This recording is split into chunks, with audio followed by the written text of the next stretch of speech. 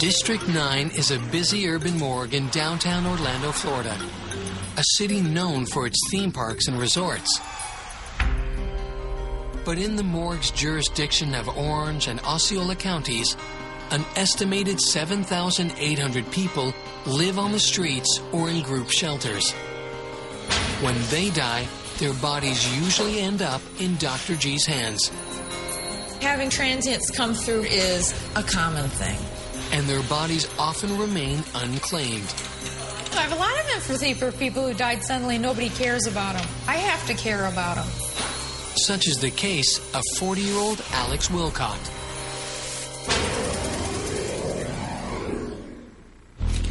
Well, today we have a middle-aged man that was found dead in a halfway house. Dr. G's investigators' report on the homeless man reads like so many cases she's seen in the past. No job, no friends, no family.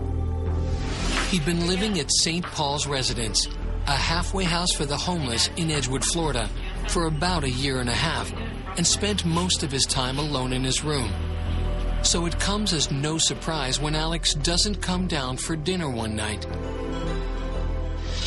But the next morning, when Alex fails to show for breakfast, a fellow resident goes to his room to wake him. Okay. But Alex isn't sleeping. Then one of the roomies comes in and sees him in his bed, dead.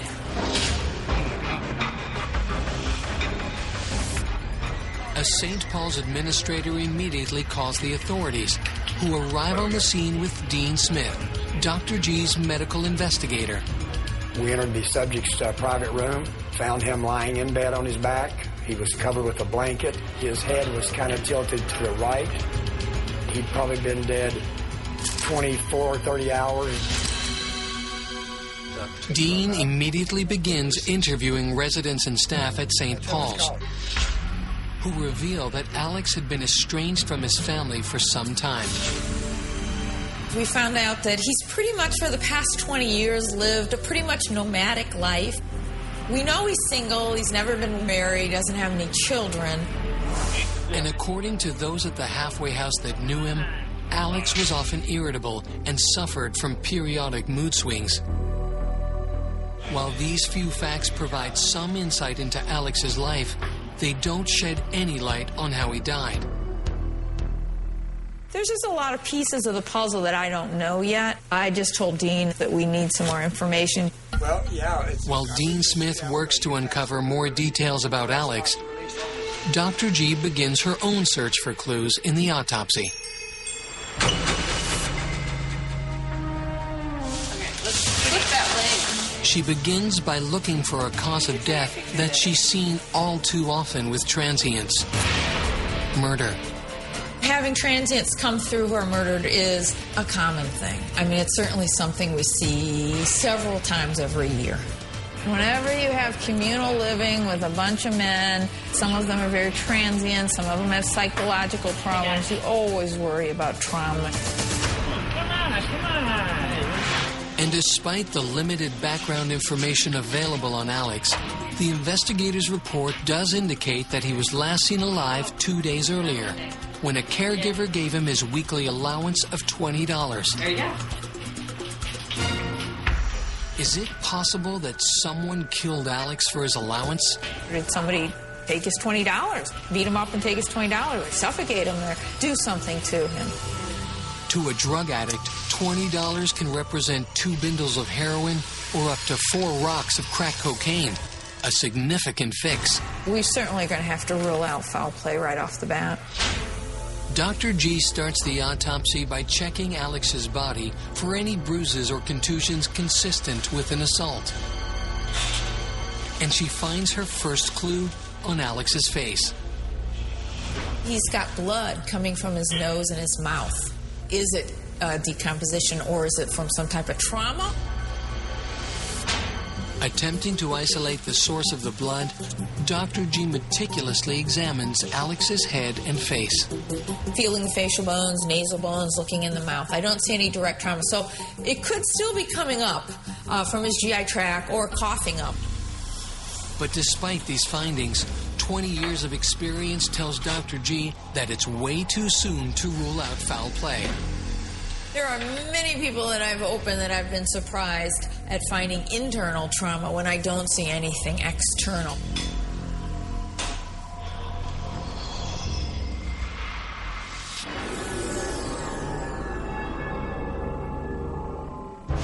Sure enough, when Dr. G examines Alex's brain, she discovers an intriguing abnormality. He's got adhesions of the surface of his brain. And she wonders if this could be his hidden killer.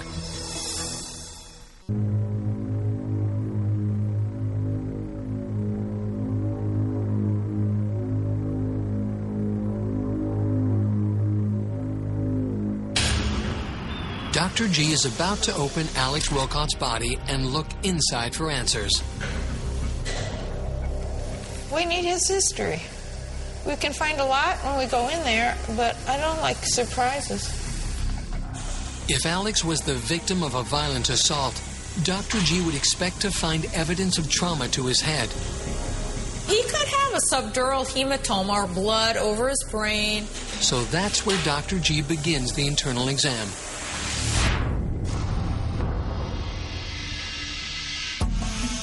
More technicians carefully saw through Alex's cranium.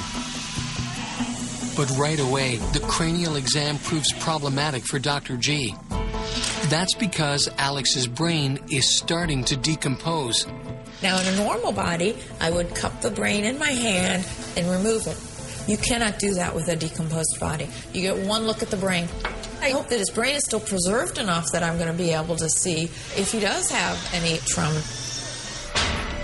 Dr. G quickly scans Alex's brain and immediately spots something unusual. He's got adhesions of the surface of his brain to the dura, which indicates that he did have some old trauma to that brain.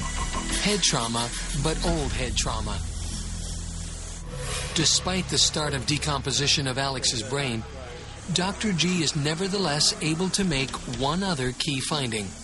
There's no fresh hemorrhage either in the scalp or in the brain. There's no skull fracture. That's easy enough to see. So we don't have any fresh trauma to his brain. No recent injury, no indication of foul play. It's looking less likely that Alex was murdered. But Dr. G won't know for sure until she performs the internal exam.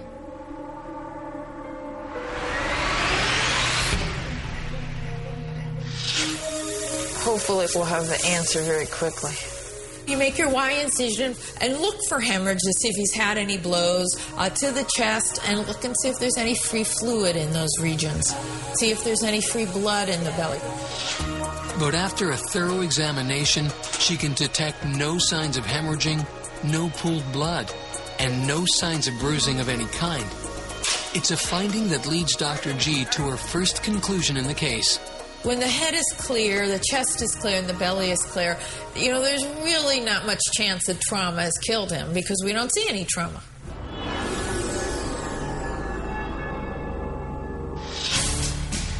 Medical investigator Dean Smith returns to the morgue with tragic new information about Alex Wilcott. When I heard that, I thought, what a sad life. But will it lead her to his elusive cause of death?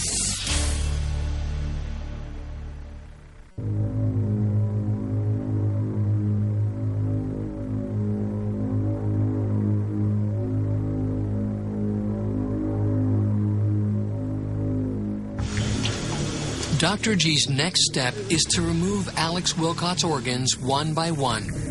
So far, she has found no overt signs of trauma to explain the 40-year-old transient's sudden death. Okie dokie, I expect everything to be normal. I certainly don't see any trauma. Then, just as the team is running out of leads, medical investigator Dean Smith returns to the morgue with new information about Alex that he obtained from a childhood friend. We got some fairly sad information about this poor fellow. Dean learns that Alex was hit by a motorcycle when he was 8. He was pretty much in a coma for about 10 days in the hospital. Had some severe head injuries after that. 2 years later, he suffered a second head trauma when he plummeted from a neighbor's tree.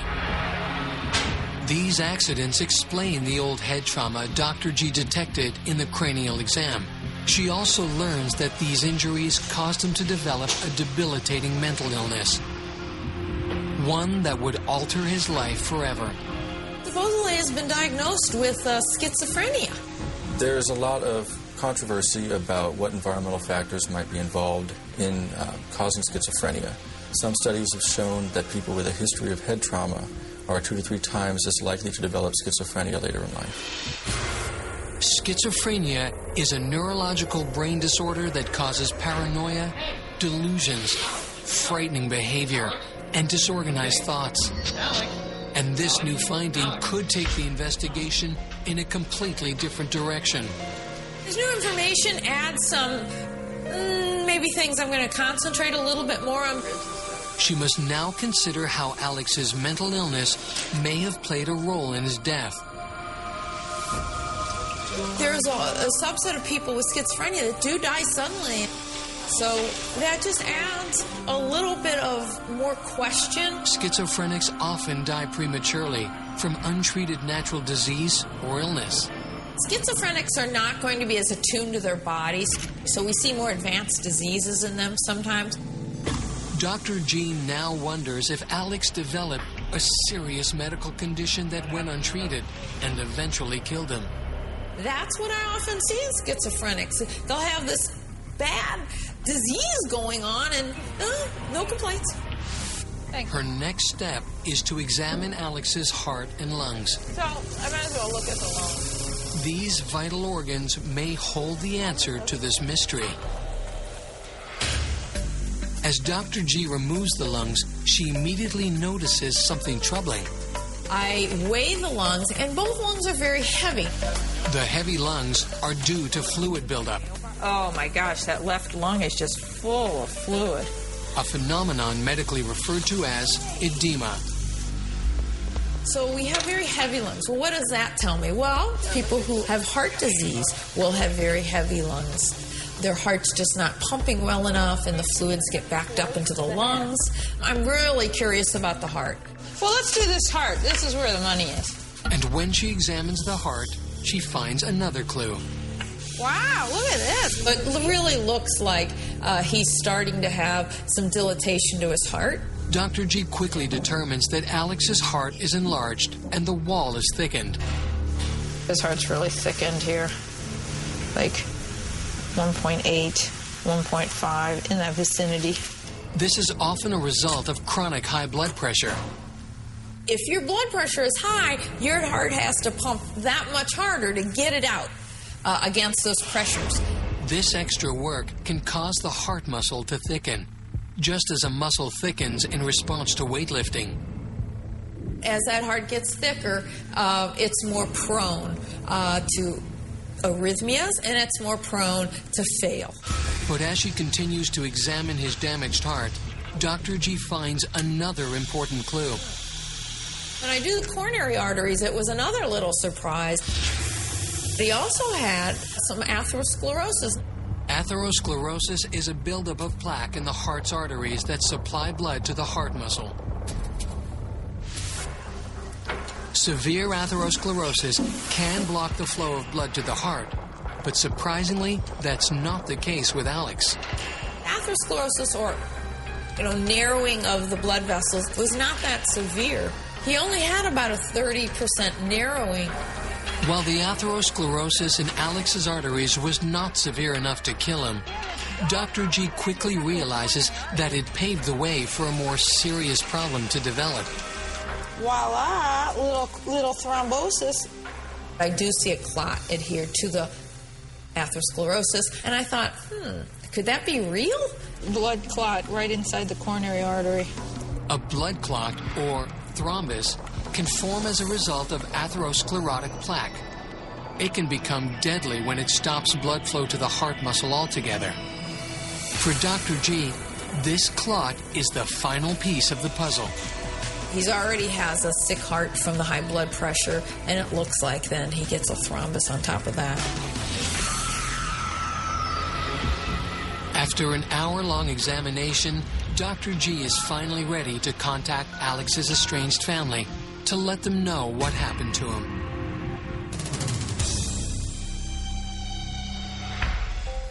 40-year-old Alex Wilcott has been plagued by a life of misfortune. After 2 serious childhood head injuries damage his brain, he is eventually diagnosed with schizophrenia. Alex. He doesn't appear to be treated because we don't have any medication. Alex's debilitating mental disorder contributes to an isolated, nomadic existence. He's been in and out of mental hospitals and in and out of halfway houses. These factors also most likely lead to Alex disregarding his health altogether, resulting in a case of chronic high blood pressure.